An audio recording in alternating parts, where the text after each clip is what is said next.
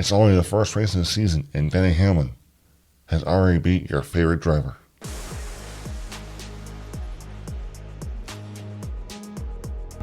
Well, y'all, welcome back to Rolling Bond. I'm your host, Zach Moore. We're back for the episode. I already broke it down, but NASCAR moved this race to Saturday night. Tonight, a couple hours ago, it just got finished up.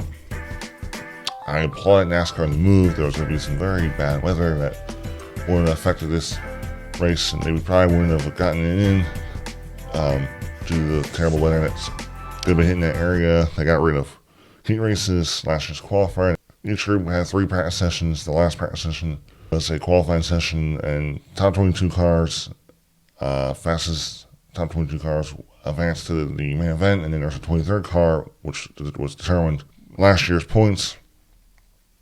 All in all, I thought this was a good race. The first half was not the most exciting. There was only 2 cautions, single car wrecks, just kind of basic. It flew by quick. And then they had the second half of the race, I felt like it got picked up a lot. The aggressiveness was coming, a lot more wrecks, people were getting mad, using the bumper.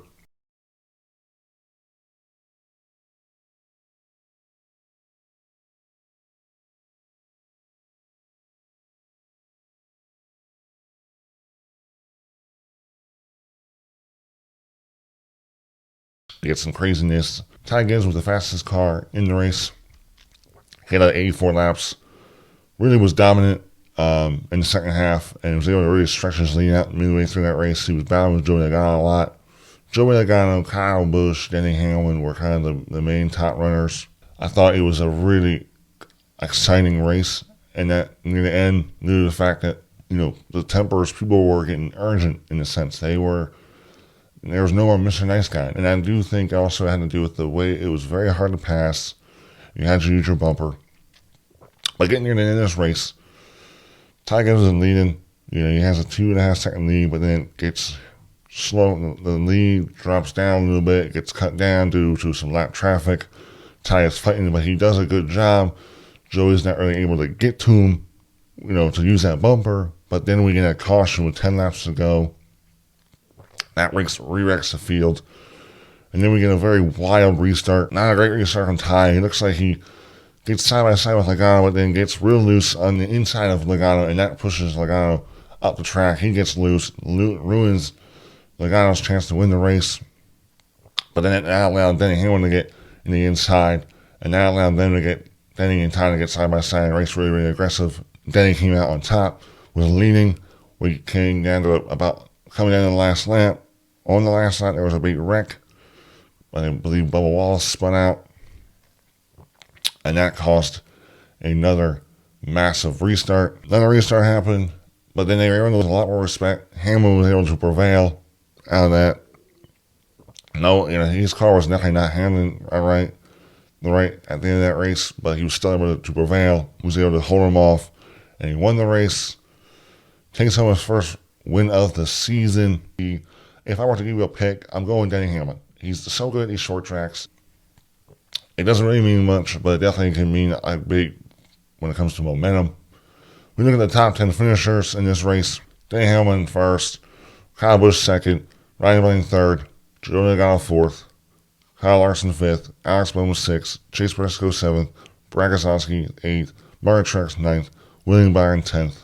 Brad Keselowski made it to the clash for the first time, so that was huge for her. Team Ryan Blaney started last because he didn't make it in on speed. He had to use his provisional, meaning he got in because he was the highest in points. And he came from last to 23rd to 3rd, so he had a good run. And then Joey was still the rebound there. Christopher Bell did not make the race. Chris Buescher didn't make the race. There were some big people that didn't make this race just because of the qualifying and just the rush that, these teams only had 2 practice sessions and then a qualifying session to make the race, so it really shook up the field in that. But then we did come to post-race stuff, and there was a lot of angry people, and I think it has to do with the short track package and people just using the bumper. You couldn't race with respect here. It's so small, and you're just having to use that bumper to pass people, and that's what people were willing to do. But it did turn into some big tempers. There was Michael McDowell and Ricky Stenhouse were mad at each other. Bubba Wallace and Kyle Larson were getting after each other. That there was some disagreement there. Tyler Annett, Ross Chastain. There was so much. But the big one that even NASCAR posted about was Ty Gibbs and Joey Logano. They had some big, strong words for each other. I'll play this quick clip.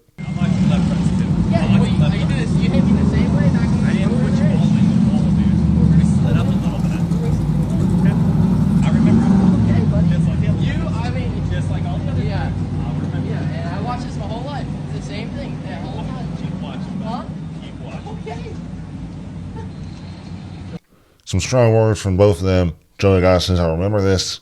Ty Gibbs said, I watched this my whole life. And then Joey walks off by saying, keep watching, kid. So this is going to be interesting rivalry. They have had some run-ins last year. I know Martinsville was the only one I can remember on the top of my head near the end. The Martinsville race where Joey kind of spun out Ty. So, they have had run-ins. Joey, I feel like, has always been this kind of guy. He's always been known as the two-faced. Ty is always been known as the young, immature guy. But look, this is what happens when you got two good race car drivers that, are running up front. And, they both want to win. And when one gets, screwed over or wrong by the other one, you're going to have this type of situation. And this is great for us. Now, who knows? They may talk before Daytona. And you don't want to be doing anything stupid at Daytona. That'll be too dangerous to be doing something here, intentionally trying to do something there. I do believe that one of the main thing when they're arguing is about, I think that it was that last restart where, it was the second last restart where Ty was leading.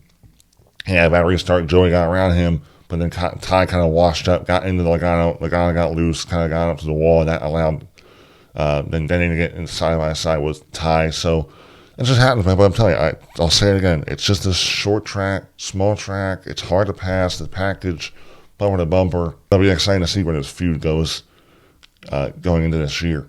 But that also leads into the Clash. And whether or not is the Clash, has it run its course? Should have come back. I already talked about that Mexico, Canada are up there for the options. I'm not a fan of that. I think you should keep it in America. Don't make your freaking teams go that far. Unless you're really trying. Look, I think it would be huge. I think the Mexican people, I watched the Mexico Euro race.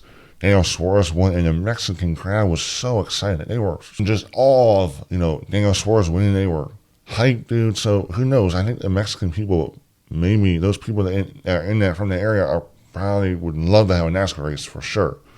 So I think it would do wonders for NASCAR. I actually wouldn't mind seeing it at Daytona. That's what everyone else wants. If they want to bring it back, I think I was hearing that they just shorten the distance, right? But also, I wouldn't care if it came back to the Coliseum. I think it's great.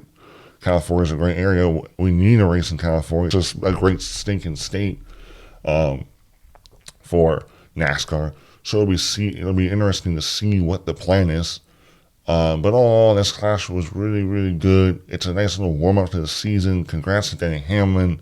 Is this Denny Hamlin's year? There's a lot of other, great runs for, like Justin Haley, Gregson made the show. Smaller team. So there's a lot to look forward to this season. That's all I'm going to talk about there. Let me know if you want me to talk a lot about a preview, because I'm usually not really good with these previews or like race breakdowns. I usually just sound stupid and I just make everything confusing. So I wanted to make it a little more shorter of a breakdown of a race so it doesn't seem so clustered. But that's all I'm going to talk about. Congrats to Denny Hamlin. Excited to get into the season. Stay tuned to some more videos getting closer and closer. 2 weeks to Daytona. Before you know it, the NASCAR season will be nonstop. So excited. Thanks you guys for watching. Let me know if you liked the video, appreciate the video. Let me know, give me some ideas. Do you like this shorter concept? Do you want me to talk about races longer? Let me know. Just give me your full feedback. But besides that, appreciate you guys watching.